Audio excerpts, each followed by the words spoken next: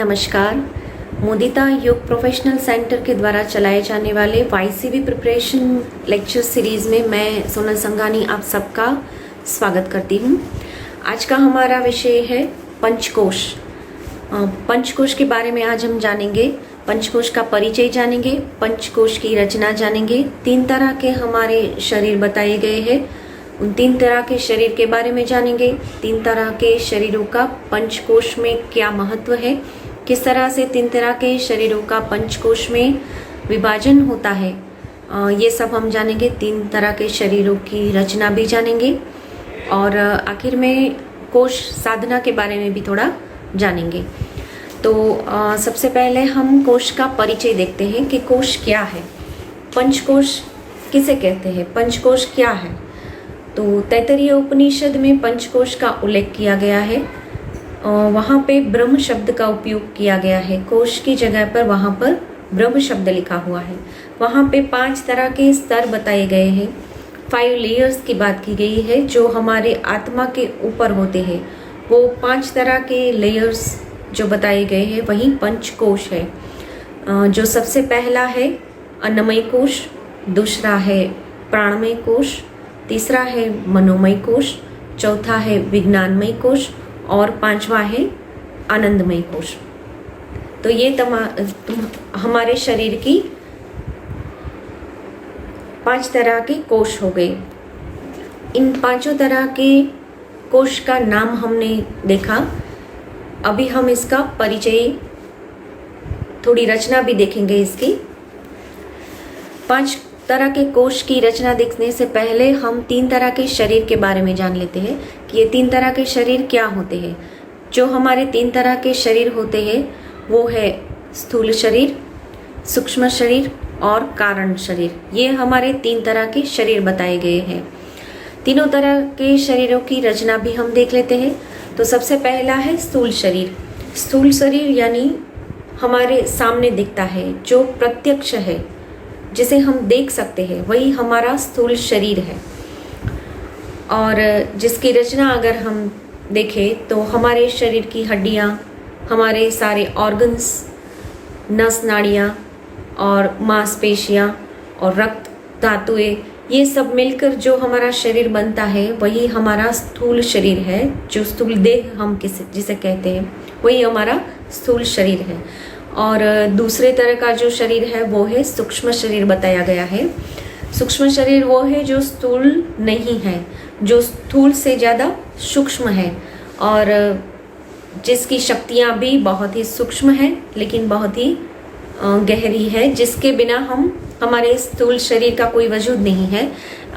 स्थूल शरीर, सूक्ष्म शरीर को अगर हम रचना देखें इनकी, तो स्थूल शरीर बना हुआ है हमारी 5 कर्मेंद्रियाँ, 5 ज्ञानेंद्रियाँ, 5 प्राण, मन और बुद्धि।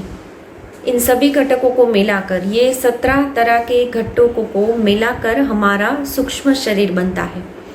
सूक्ष्म शरीर हमारा बनता है 5 हमारी कर्मेंद्रियाँ, 5 ज्ञानेंद्रियाँ, 5 प्राण, मन और बुद्धि। इसे मिलाकर हमारा सूक्ष्म शरीर बनता है। तो ये हुई हमारे सूक्ष्म शरीर की रचना। अब तीसरा जो है वो है कारण शरीर। कारण शरीर जो है वो हमारे इन दोनों शरीरों का कारण कहा गया है, इसीलिए ये कारण शरीर है। कारण शरीर यानी जिसे हम अनादि, निर्विकल्प, अनंत कह सकते हैं, जो सूक्ष्म से भी सूक्ष्म है, इसीलिए कारण शरीर को सूक्ष्माति सूक्ष्म कहा गया है। स्थूल शरीर, इससे ज़्यादा सूक्ष्म शरीर और सूक्ष्म शरीर के बाद आता है सूक्ष्म से भी सूक्ष्म यानी हमारा कारण शरीर। तो ये हुए हमारे 3 तरह के शरीर, 5 तरह के कोश हमने देखे। अब फिर से हम पंचकोश की ओर चलते हैं। फिर देखेंगे कि ये तीनों तरह के शरीरों का पंचकोश में क्या महत्व है, किस तरह से इसका विभाजन होता है।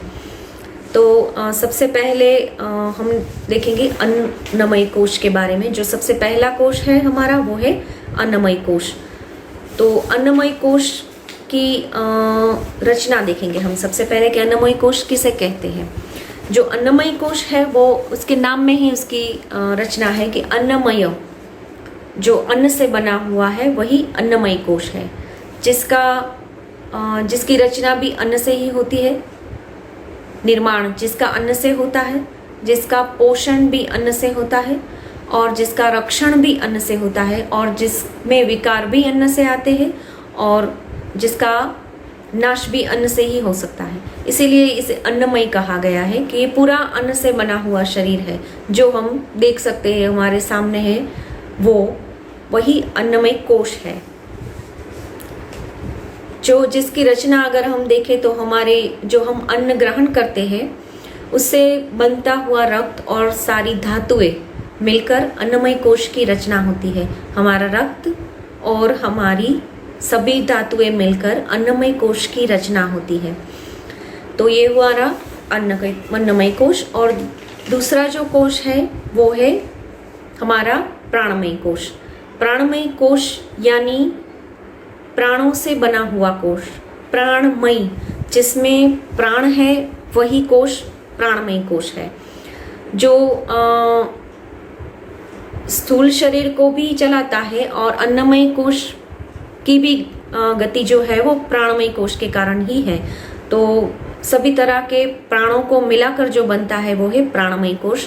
प्राणमय कोश की रचना अगर हम देखें तो 5 तरह के हमारे प्राण और हमारी कर्मेंद्रियां ये मिलकर प्राणमय कोश बनता है। 5 तरह के हमारे प्राण, ये रचना है प्राणमय कोश की। 5 तरह के हमारे प्राण, जो प्राण, अपान, व्यान, उदान और समान। 5 प्राण हमारे हैं, प्राण, अपान, व्यान, उदान और समान। ये हमारे 5 तरह के प्राण हैं। और हमारी 5 कर्मेंद्रियां कौन कौन सी है? वाक, हस्त, पाद, पायु और उपस्थ। वाक, हस्त, पाद, पायु और उपस्थ, ये 5 हमारी कर्मेंद्रियां और 5 प्राण मिलकर प्राणमय कोश की रचना होती है। ये हुई प्राणमय कोश की रचना, जो दूसरे नंबर पर था। अब तीसरे नंबर पर आता है मनोमय कोश। मनोमय कोश यानी जो हमारा मन है, जो हमारा चित्त है, वही हमारा मनोमय कोश है।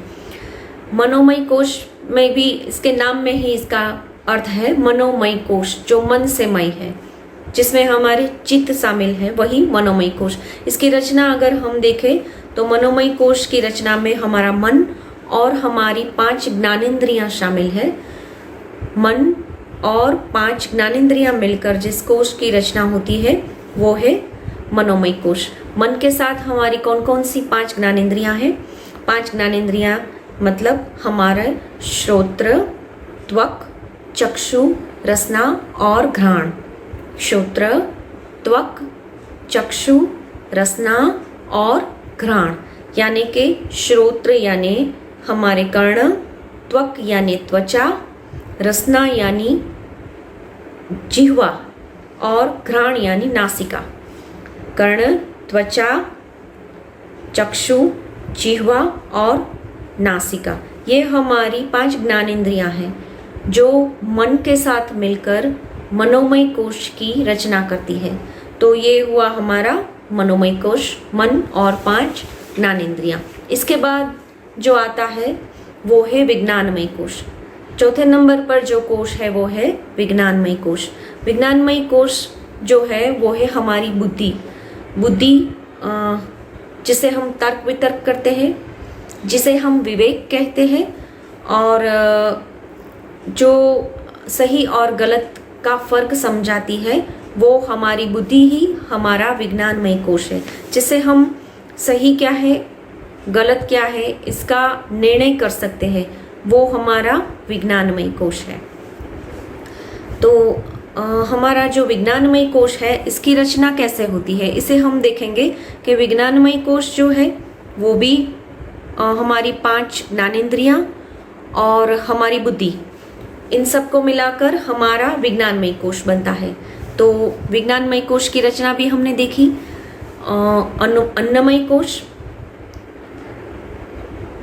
प्राणमय कोश, मनोमय कोश और विज्ञानमय कोश।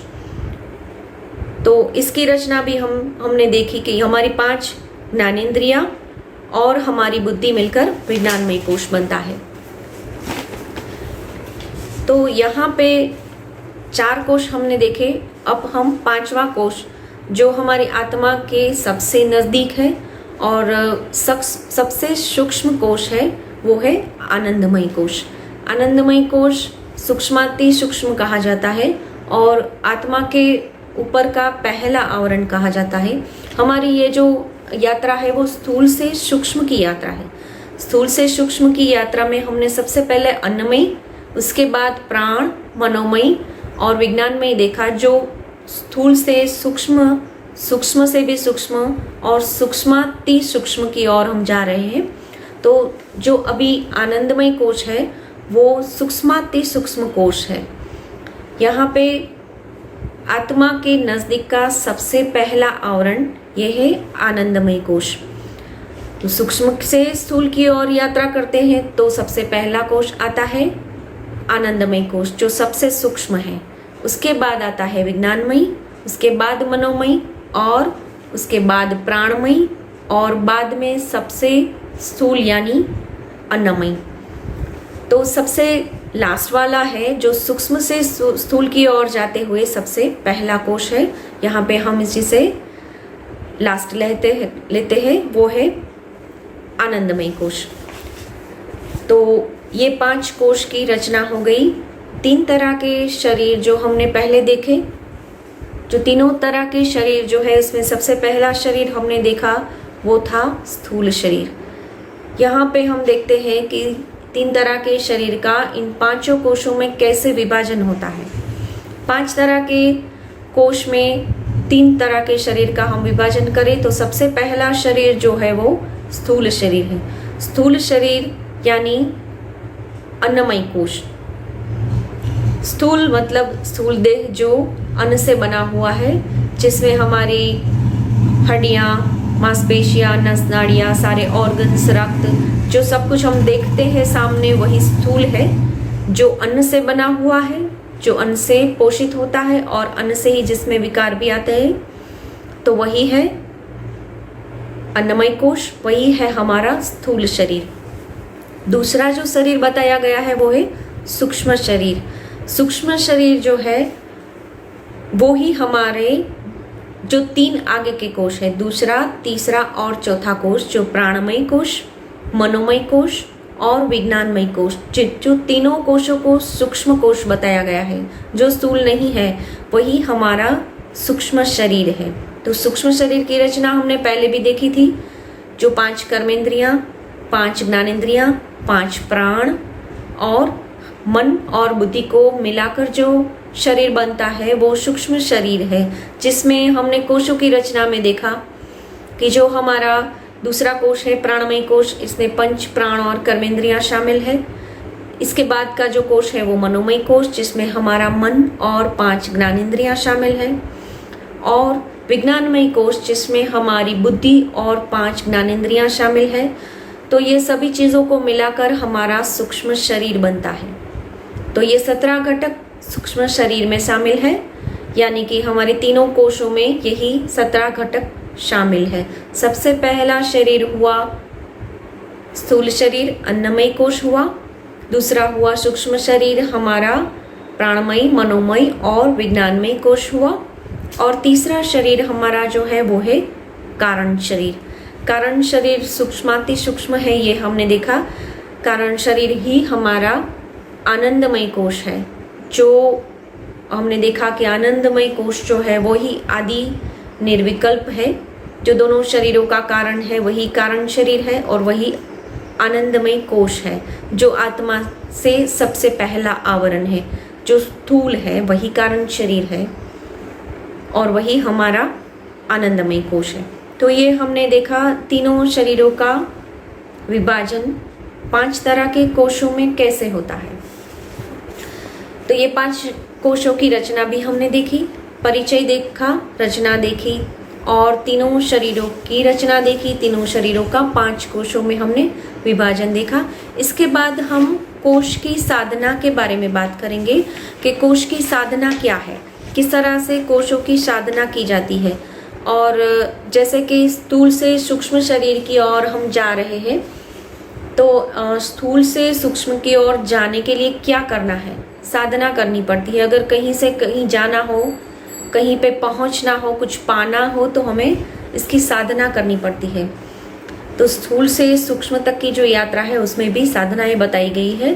तो सबसे पहला है अन्नमय कोश की साधना हम करते हैं।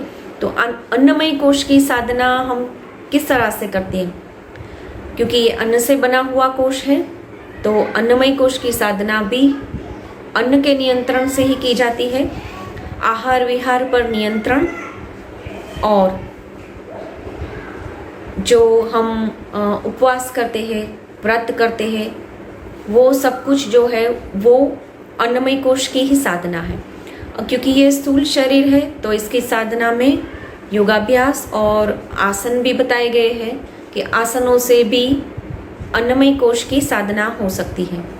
तो ये हमने अन्नमय कोश की साधना देखी कि किस तरह से हम अन्नमय कोश की साधना कर सकते हैं, किस तरह से अन्नमय कोश को हम साध सकते हैं। आहार विहार पर नियंत्रण, योगाभ्यास और आसनों के द्वारा हम अन्नमय कोश को साध सकते हैं। इसके बाद दूसरा जो कोश है वो है प्राणमय कोश। प्राणमय कोश की साधना किस तरह से की जाती है? प्राणमय कोश प्राणों से बना हुआ है, तो प्राणमय कोश की साधना में भी प्राणायाम बताया गया है, प्राणों की साधना बताई गई है। प्राणों की साधना करके ही हम प्राणमय कोश की साधना कर सकते हैं। प्राणमय कोश की साधना करते हुए हमें प्राणायाम करना है, प्राणों पर नियंत्रण लाना है। प्राणों पर अगर नियंत्रण है, यानी हम अगर अपने प्राणों का नियंत्रण करते हैं, तो हम अपने मन को शांत कर सकते हैं, अपने मन को भी अपने वश में कर सकते हैं। प्राणायाम साधना से हम अपने मन को शांत करते हैं। प्राणों को नियंत्रण करके हम अपने मन को शांत करते हैं। तो मनोमय कोश की भी साधना हुई, प्राणमय कोश की साधना, और साथ साथ मनोमय कोश की भी साधना हुई। अगर हमारा मन अपने नियंत्रण में है, अगर हम अपने मन को नियंत्रण में करते हैं, तो हम अपने इंद्रियों का भी निग्रह कर सकते हैं। यानी अगर हम प्राणों की साधना करते हैं, तो हम अपने मन पर नियंत्रण कर सकते हैं। अगर हम अपने मन पर नियंत्रण कर सकते हैं, तो हम अपनी इंद्रियों को भी वश में रख सकते हैं। अपनी इंद्रियों को भी वश में रखकर हम अपने आहार विहार पर भी नियंत्रण कर सकते हैं। अगर हमारी इंद्रियां वश में हैं, अगर हमारा मन वश में है, तो हमारी इंद्रियां भी वश में हैं। अगर हमारी इंद्रियां वश में है, तो हम अपने आहार विहार पर नियंत्रण कर सकते हैं, और हम अपने शरीर को योगाभ्यास में भी रख सकते हैं, और प्राणायाम में भी हम टिक सकते हैं। और इसी तरह से प्राणों की साधना के द्वारा मनोमय कोश की भी साधना हुई, और मनोमय कोश से होते हुए हम अपने इंद्रिय के निग्रह के द्वारा आहार विहार पर भी नियंत्रण रख के अन्नमय कोश की साधना भी हम इसी तरह से कर सकते हैं। तो ये तीनों तरह की साधना हो गई, अन्नमय कोश की साधना, मनोमय कोश की साधना और प्राणमय कोश की भी साधना हुई। और साथ साथ अगर हमारी इंद्रियां वश में है, हमारा मन भी शांत है, हमारे वश में है, तो हमारी बुद्धि भी शुद्ध होगी। हमारी बुद्धि के द्वारा हम अपनी 5 इंद्रियों, जो ज्ञानेंद्रियां हैं, हमारी 5 इंद्रियों के साथ मिलकर हम सही गलत का निर्णय ले सकते हैं, सही गलत की समझ रख सकते हैं, और क्या सही है, क्या गलत है, और किस तरह से हमें क्या करना चाहिए और क्या नहीं करना चाहिए, इस बात का निर्णय हम अपनी शुद्ध बुद्धि से ले सकते हैं, हमारी 5 ज्ञानेंद्रियों के साथ मिलकर। ये तब होता है जब हमारा मन भी शांत हो, हमारी सारी इंद्रियां भी हमारे वश में है, तो ही हम इस तरह से शुद्ध बुद्धि से निर्णय ले सकते हैं। तो यहाँ पे भी हो गई हमारी विज्ञानमय कोश की साधना।